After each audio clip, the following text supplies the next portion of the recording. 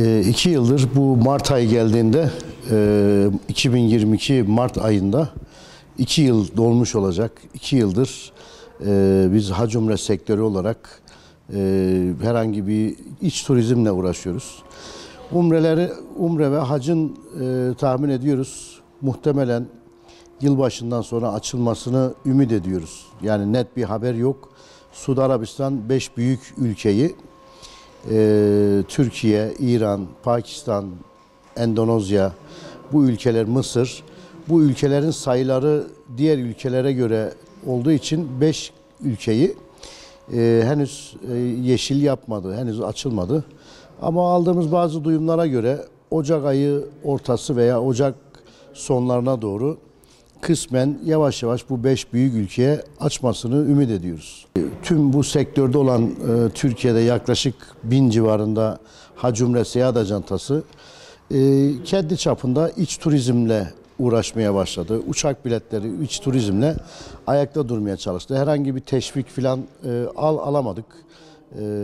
Bununla ilgili bizim birliğimizin de çok devletimizle, hükümetimizle, bakanlıkla görüşmeleri olumsuz sonuçlandı. Dünyada ben tahmin ediyorum pandemiyle birlikte açılmayan tek sektörün hac umre olduğunu biliyoruz. Ümit ediyoruz ki önümüzdeki günlerde açılır. Tabi bu 2 yıl boyunca iç turizmle ve bazı yaptığımız dış turizmle, dış ülkelere yaptığımız turlarla ayakta durmaya çalışıyoruz. Bunun haricinde işte kaplıca turları başladı. Kaplıca turları, Kudüs turları açıldı. Mescid-i Aksa turları yapmaya çalışıyoruz. Yani ümit ediyoruz ki Ocak ve Şubat ayı gibi umreler açıldığında sektörümüzde bu noktada rahatlamış olacak. Ya tabii ki elemanlarını çıkaranlar oldu, iş yerini kapatanlar oldu, bu giderlere dayanamayıp kapatanlar oldu. Zor ayakta duruyoruz. Tabii ki bizim esas işimizin ana dalı hac ve umre organizasyonu. Dolayısıyla onu yapmayınca da şu anda biz de giderlerle tüm meslektaşlarımız gibi zor ayakta duruyoruz. Yani bundan dolayı da tabii ümit ediyoruz ki bir an önce açılsa da tekrar eski günlerimize dönsek diye ümit ediyoruz yani. Şimdi bu tamamıyla Suudi Arabistan'la alakalı bir durum. Hani yalnızca Türkiye olmuş olsa deriz ki devletimizin devreye girmesini, Suudi Arabistan'ın yetkili mercilerle görüşmesini talep ederiz ama bu tamamıyla Suudi Arabistan'ın aldığı bir karar olduğu için bir de oradaki gelişmeleri sürekli takip ediyoruz. Ettiğimiz doğrultuda yeni önlemler, yeni kararlar alınıyor. Bir de ayrıca Suudi Arabistan pandemiden beri en hassas ülkelerden bir tanesi. Yani şey noktasında, çünkü genelde müşteri yaşlılar olduğu için, potansiyeli ağırlık olarak yaşlılar olduğu için dolayısıyla da bu konuda çok hassas davranıyorlar. Ümit ediyoruz ki işte yakında açılmasını bekliyoruz. Şimdi bu Covid-19 dünyayı saran bir salgın.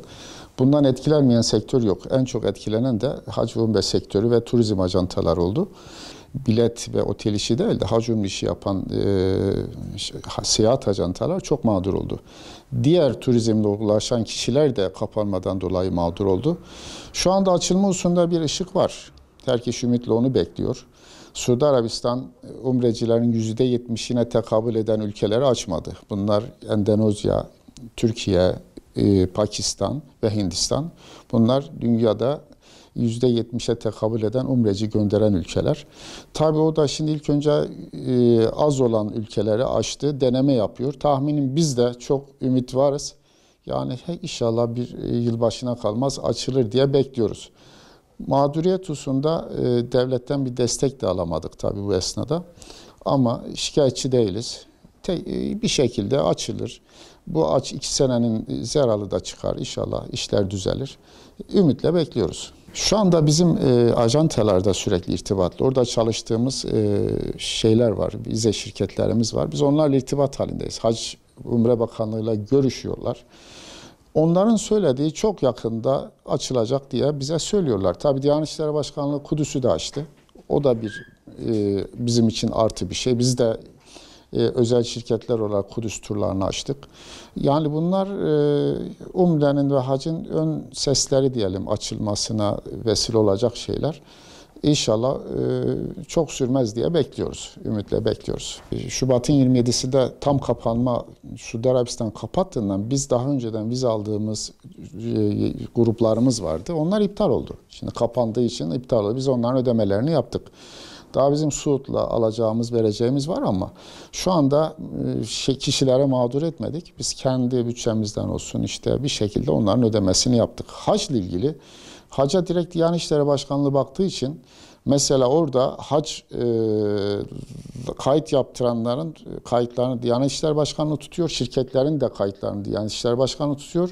Onlardan vazgeçenlerin tamamının parasını ödedi. Devam etmek isteyenlerden 1000 riyal karşılığı kayıtlarını dondurdu. Şu anda bekliyor. Açıldığı zaman o kayıtları 1000 riyal yatıran kardeşlerimiz ilk etapta onlar gidecekler. Şu anda vazgeçen bizden olmadı. Diğer şirketleri tam bilmiyorum. Muhakkak vardır, vazgeçen de vardır. Ama çok böyle bir kopuş olmadı.